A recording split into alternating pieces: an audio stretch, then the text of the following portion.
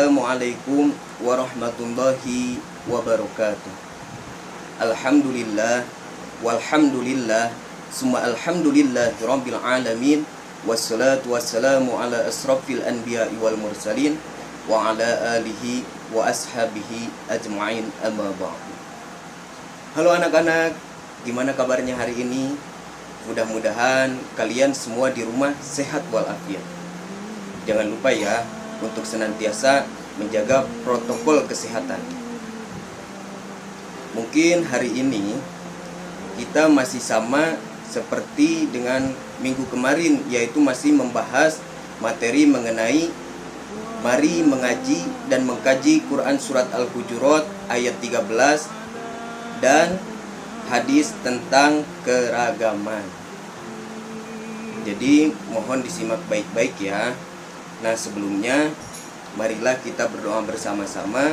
Semoga pembelajaran hari ini dilancarkan. Amin ya robbal alamin. Bismillahirrahmanirrahim. Rabbi zidni ilma warzuqni fahma birahmatika ya arhamar rahimin. Walhamdulillahi rabbil alamin. Mohon disimak baik-baik ya. Halo anak-anak, apakah kalian di rumah suka membaca Al-Quran? Mudah-mudahan kalian semua senantiasa selalu membaca Al-Quran. Karena selain kewajiban seorang muslim dan muslimat, Al-Quran juga ialah merupakan pedoman bagi seluruh umat Islam, dan sebaik-baiknya kegiatan ialah membaca Al-Quran. Dan bagi yang belum bisa membaca Al-Quran, teruslah semangat dan teruslah belajar dan jangan minder. Bagi kalian yang sudah bisa membaca Al-Quran, tetaplah semangat membaca Al-Quran. Tidak perlu banyak-banyak, yang penting setiap harinya kalian selalu membaca Al-Quran. Dan yang paling penting membacanya sesuai panjang pendeknya dan benar makhorijul hurufnya, yaitu sesuai dengan ilmu tajwid. Dan jangan lupa bagi yang sudah bisa baca Al-Quran, bantulah teman-temannya yang belum bisa membaca Al-Quran. Karena Rasulullah SAW bersabda, khairukum man ta'allamal Qur'an wa 'allamahu. Yang artinya, sebaik-baiknya di antara kamu ialah orang yang belajar Al-Qur'an dan mengajarkannya. Hadis riwayat Bukhari. Al-Qur'an adalah kitab suci umat Islam. Al-Qur'an diturunkan oleh Allah Subhanahu wa taala, yaitu kepada Nabi Muhammad sallallahu alaihi wasallam. Al-Quran digunakan sebagai pedoman manusia untuk mencapai kebahagiaan hidup di dunia sampai di akhirat. Karena Al-Quran merupakan kitab suci umat Islam, maka umat Islam harus bisa dan wajib membaca Al-Quran. Al-Quran terdiri atas 30 juz, 114 surat, dan 6.666 ayat. Bahasa yang digunakan adalah bahasa Arab dengan tulisan Arab atau huruf hijaiyah. Karena Al-Quran menggunakan bahasa Arab dan ditulis dengan tulisan Arab, maka banyak orang Islam di luar bangsa Arab yang tidak fasih membaca Al-Quran. Agar bisa dan fasih membaca Al-Quran, yaitu memahami, menulis, dan menghafal Al-Quran, maka setiap muslim dan muslimat harus belajar atau mempelajari Al-Quran. Nah, minggu kemarin kita sudah sama-sama membaca Quran Surat Al-Hujurat ayat 13. Kemarin ketika kalian membaca Surat Al-Hujurat ayat 13, apakah kalian memperhatikan makhorijul huruf dan hukum bacaannya yang terdapat pada ayat tersebut? Bila kalian memperhatikannya, maka kalian sudah mengetahui hukum bacaan ayat tersebut. Nah, sekarang coba kalian lihat tulisan Quran Surat Al-Hujurat ayat 13 tersebut. Di dalam tulisan tersebut terdapat tulisan warna-warni. Selain warna hitam, di situ terdapat tulisan yang berwarna biru, warna merah, dan juga warna hijau. Nah, warna biru itu merupakan hukum bacaan mad, yaitu hukum bacaan yang wajib dipanjangkan. Dan warna merah itu merupakan hukum bacaan gunnah, yaitu hukum bacaan yang wajib didengungkan selama 2 harokat. Apa itu harokat? Yaitu ketukan atau hitungan. Dan bagi yang warna hijau, itu menunjukkan hukum bacaan qalqalah, yaitu hukum bacaan yang wajib dipantulkan. Nah, sekarang coba kalian perhatikan tulisan yang digaris bawahi tersebut. Di dalam lafaz yang digaris bawahi tersebut memiliki hukum bacaan yang berbeda-beda. Seperti yang pertama lafaz ya ayyuhan nasu.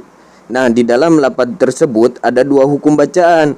Yang pertama mad dan yang kedua gunnah. Yang mana yang hukum bacaan mad? Yaitu yang hurufnya bertulisan warna biru. Contohnya lihat ya. Nah, di dalam tulisan alifnya itu kan warna biru. Jadi menandakan hukum bacaan tersebut ialah hukum bacaan mad. Lalu yang mana yang hukum bacaannya gunnah? Yaitu huruf yang tulisannya berwarna merah. Coba lihat huruf nun, itu kan warnanya merah. Nah, itu menandakan bahwa hukum bacaan tersebut ialah hukum bacaan gunnah. Lalu di lafaz yang kedua, yaitu lafaz inna khalaqnakum, itu terdapat 3 hukum bacaan. Apa saja coba? Yang pertama inna, yaitu hukum bacaan tersebut adalah gunnah. Dan coba lihat warna hurufnya, merah kan? Berarti menandakan hukum bacaan tersebut gunnah. Nah, yang kedua khalaq, itu hukum bacaan apa? Itu adalah hukum bacaan qalqalah. Dan coba kalian perhatikan hurufnya, tertulis dengan warna apa? Warna hijau. Jadi menandakan hukum bacaan tersebut adalah hukum bacaan qalqalah. Nah itu kan berwarna biru, berarti menandakan itu adalah hukum bacaan mad. Nah, mungkin sekarang kalian sudah paham ya hukum bacaan di ayat tersebut. Mad itu artinya panjang. Dan huruf mad ada 3. Yang pertama alif, yang kedua wawu, dan yang ketiga ya. Lalu gunnah artinya dengung. Ada berapa hurufnya? Hurufnya ada 4, yaitu ya, mim, nun, dan wawu. Gunnah memiliki saudara, yaitu bila gunnah. Dan bila gunnah memiliki 2 huruf, yaitu lam dan ro. Lalu qalqalah, apa itu qalqalah? Qalqalah ialah memantul. Nah, huruf qalqalah ada 5, apa saja coba? Yaitu ba, jim, zal, po, dan qaf, yang biasa disebut dengan baju di toko atau kutbu jadin. Sekarang coba kalian perhatikan gambar berikut ini. Di dalam gambar tersebut terdapat berbagai ragam manusia yang telah Allah Subhanahu wa taala ciptakan. Ini merupakan salah satu anugerah yang wajib kita syukuri. Nah, apa sih yang dimaksud dalam Quran surat Al-Hujurat ayat 13 tersebut tuh? Yaitu, wahai manusia, sesungguhnya kami telah menciptakan kalian berasal dari seorang pria dan seorang wanita, yakni keturunan yang sama dari Adam dan Hawa. Seluruh manusia sama derajat kemanusiaannya. Tidak ada perbedaan antara satu suku dengan suku yang lainnya. Kemudian kami jadikan kalian berbangsa-bangsa dan bersuku-suku supaya saling membantu, saling melengkapi, dan bekerja sama, bukan saling mengolok-ngolok dan saling memusuhi antara satu kelompok dengan kelompok lainnya. Allah Subhanahu wa taala tidak senang terhadap orang yang menampakkan kesombongan dengan keturunan, kekayaan, atau kepangkatan, karena sesungguhnya yang paling mulia di hadapan Allah Subhanahu wa taala hanyalah orang yang paling bertakwa. Karenanya, kalian hendaknya berusaha untuk meningkatkan ketakwaan supaya menjadi orang yang mulia di hadapan Allah Subhanahu wa taala. Sesungguhnya Allah Subhanahu wa taala Maha mengetahui segala sesuatu, baik yang tampak maupun yang tersembunyi. Allah Subhanahu wa taala Maha teliti, sehingga tidak ada satupun perbuatan manusia yang terlewat dari pengetahuannya. Di tengah keragaman itu, maka manusia diminta untuk saling berlapang dada dan bertenggang rasa. Manusia sebagai wakil Allah Subhanahu wa taala di atas bumi mendapat mandat untuk mengelola dan menjaga kelestarian planet ini. Dalam rangka itu, manusia harus mencipta suasana harmoni dan damai. Berbeda dalam persaudaraan, bersaudara dalam perbedaan. Nah, jadi dapat kita simpulkan bahwa pesan pokok yang terdapat di dalam Quran surat Al-Hujurat ayat 13 tersebut ialah yang pertama, bahwa perbedaan yang terjadi di antara manusia adalah ketetapan qada Allah Subhanahu wa taala yang tak bisa diubah manusia. Yang kedua, bahwa Allah Subhanahu wa taala menciptakan manusia dengan jenis kelamin berbeda dan suku bangsa yang berbeda. Yang ketiga, bahwa perbedaan penciptaan manusia tersebut terdapat hikmah di baliknya. Salah satunya adalah agar kita bisa saling mengenal. Nah, yang keempat, bahwa manusia yang derajatnya paling mulia di hadapan Allah Subhanahu wa taala adalah bukan yang kulitnya putih, bersih, glowing dan juga bercahaya, tapi yang paling beriman dan bertakwa. Nah, sekarang coba kalian lihat gambar tersebut. Apakah kalian pernah bermain bersama dengan teman yang berbeda agama, bangsa ataupun suku? Mungkin di antara kalian pasti pernah. Karena di Indonesia banyak sekali yang berbeda suku, bangsa dan juga agamanya. Khususnya di kota Karawang ini, yang dimana kota Karawang adalah salah satu kota industri, jadi banyak sekali yang merantau ke kota Karawang. Nah, pasti di antara teman kalian ada yang dari Jawa, Sunda, dan juga suku lainnya. Nah, tugas kalian adalah tetaplah hidup rukun dan jangan saling membeda-bedakan satu dengan yang lainnya. Seperti halnya yang dinyatakan Quran Surat Al-Hujurat ayat 13 ini, bahwasannya keragaman dan perbedaan bukan untuk diperselisihkan, tapi dicari titik persamaan yang mengantarkan pada sikap saling menghargai dan menghormati. Perbedaan bangsa, suku, dan warna kulit bukan penentu kemuliaan. Hanya takwa yang menentukan nilai seseorang. Hal ini ditegaskan juga oleh Rasulullah SAW dalam hadisnya.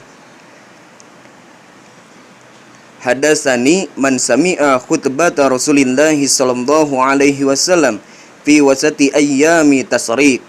Faqala ya ayyuhan nas ala inna rabbakum wahidun wa inna abakum wahidun ala la fadla li arabi ala ajami wala li ajami ala arabi wala ahmaro ala aswada wala aswada ala ahmaro illa bitaqwa abalagot qalu balago Rasulullah sallallahu alaihi wasallam rawahu Ahmad an Abi Nasrah, yang artinya telah menceritakan kepadaku orang yang pernah mendengar khutbah Rasulullah sallallahu alaihi wasallam di tengah-tengah hari tasyrik.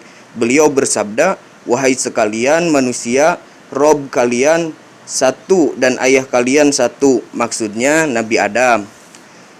Ingatlah, tidak ada kelebihan bagi orang Arab atas orang Ajam, yaitu non-Arab, dan bagi orang Ajam atas orang Arab. Tidak ada kelebihan bagi orang berkulit merah atas orang berkulit hitam, bagi orang berkulit hitam atas orang berkulit merah, kecuali dengan ketakwaan. Apa aku sudah menyampaikan? Mereka menjawab, iya, benar Rasulullah SAW telah menyampaikan. Hadis riwayat Ahmad dari Abu Nadroh. Alhamdulillah, terima kasih telah menyimak pembahasan materi ini. Semoga kalian semua paham dengan materi yang telah Bapak sampaikan. Terima kasih. Wabillahi taufiq wal hidayah. Wassalamualaikum warahmatullahi wabarakatuh.